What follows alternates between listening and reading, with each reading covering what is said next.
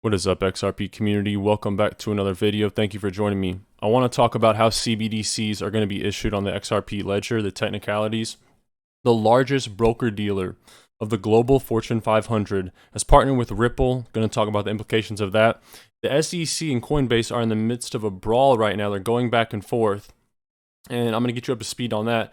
And you're going to want to see what the SEC told Coinbase about a year ago. Totally hypocritical. And then I'm going to finish with a clip from the ex-general counsel, that's the head lawyer, for the Commodity Futures Trading Commission, which if you guys haven't been following, the CFTC and the SEC have kind of been having a battle over who has regulatory power over these crypto assets and determining what's a security and what's a commodity. Let's hop right into it. So first off right here, we have a clip from 30 seconds. Ripple employee discussing how CBDCs are directly issued on the XRP ledger. So what are we learning? So we've got two announced projects, and then we've got 5 under NDA. Royal Monetary Authority of Bhutan is a real CBDC, so there's a central bank, and they've issued a currency, and that's very much at decent stages at the moment. And Palau is actually a US dollar stablecoin. So Palau has its own government, but no central bank, so they use the US dollar. So we're issuing, on the public blockchain, on the public XRP ledger, a USD stablecoin for this country to use. So that they're issuing a USD stablecoin because the country lacks a central bank on the XRP ledger. This is just one of the many examples of how XRP can be used.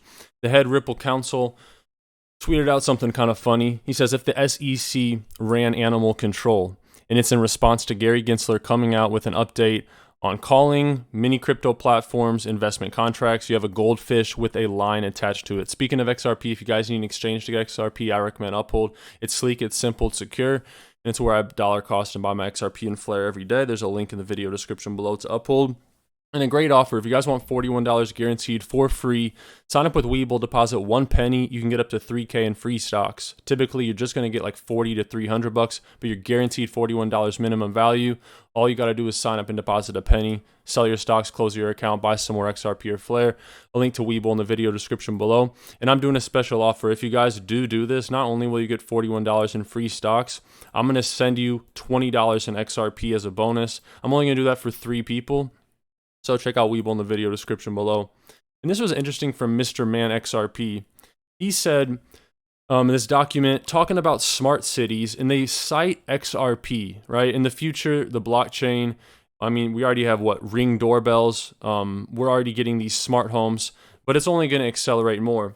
And they cite a public permission to blockchain as Ripple. Some people have been saying that XRP is centralized.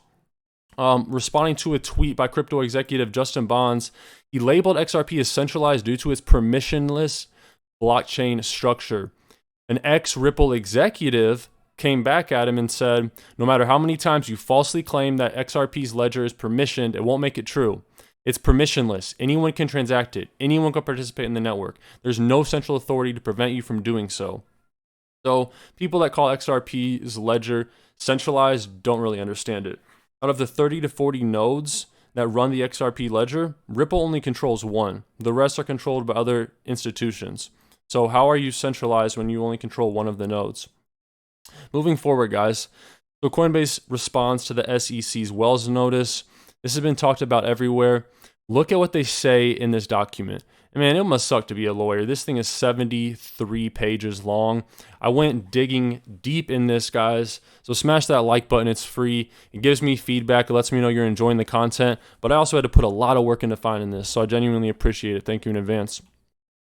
So during Coinbase's 6-month-long review process, the staff asked on multiple occasions for written information concerning Coinbase's securities law analysis for listed assets, to which Coinbase provided detailed responses.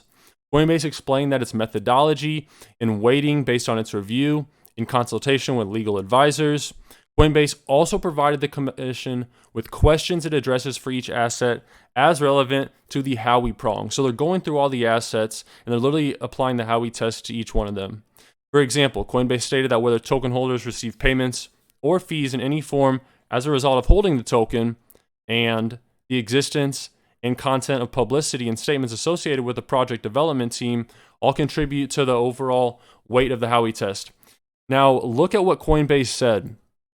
The staff, again, at no time raised concerns. The SEC raised no concerns. And this is what they said.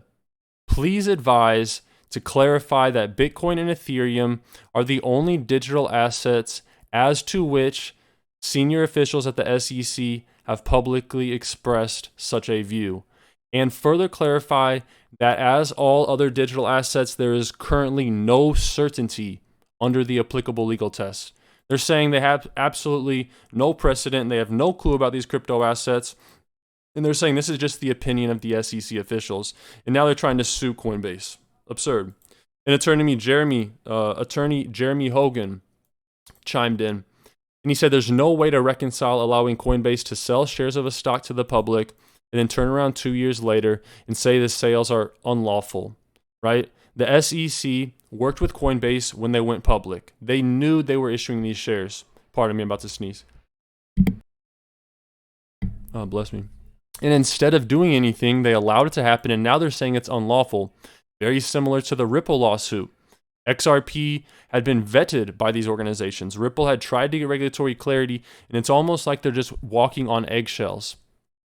And now for this clip, this is the ex-general counsel for the Commodity Futures Trading Commission. Very damning statements. If a digital asset activity occurs on the spot market, it's not a security, it's not a leveraged retail commodity product, then there is no CFTC or SEC regulatory authority over that product. There is only CFTC enforcement jurisdiction. How large is that universe?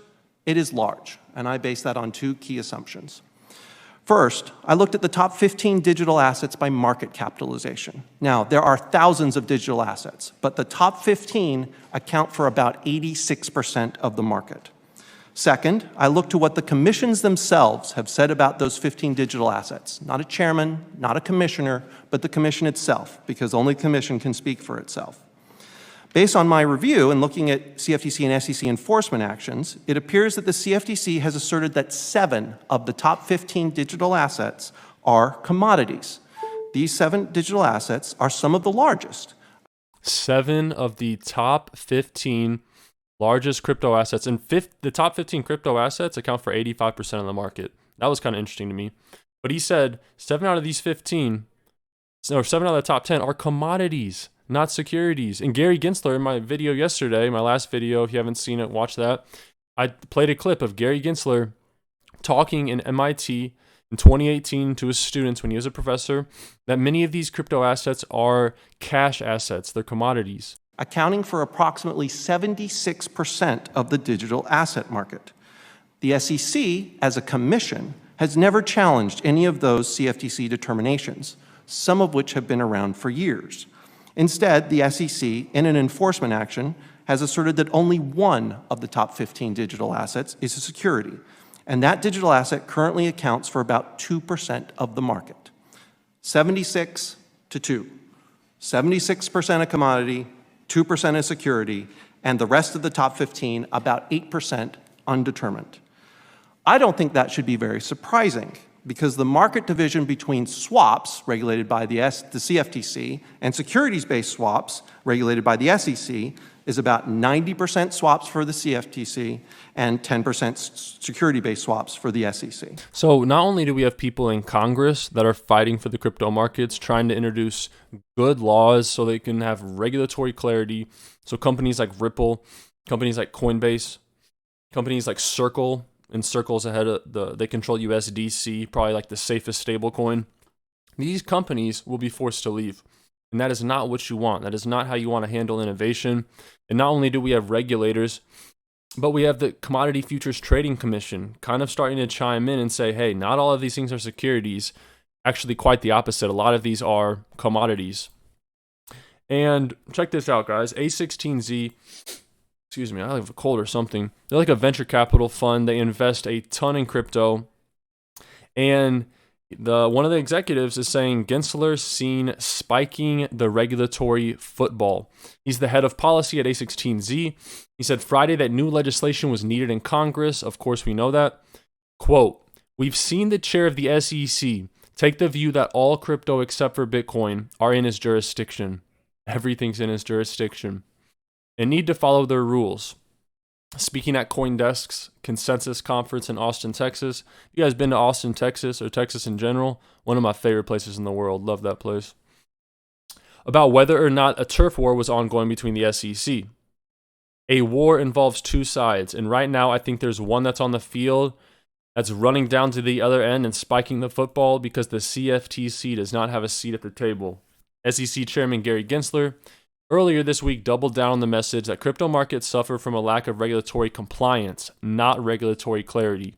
So Gary's saying regulatory clarity is not even a thing. We already have the laws, you just need to comply.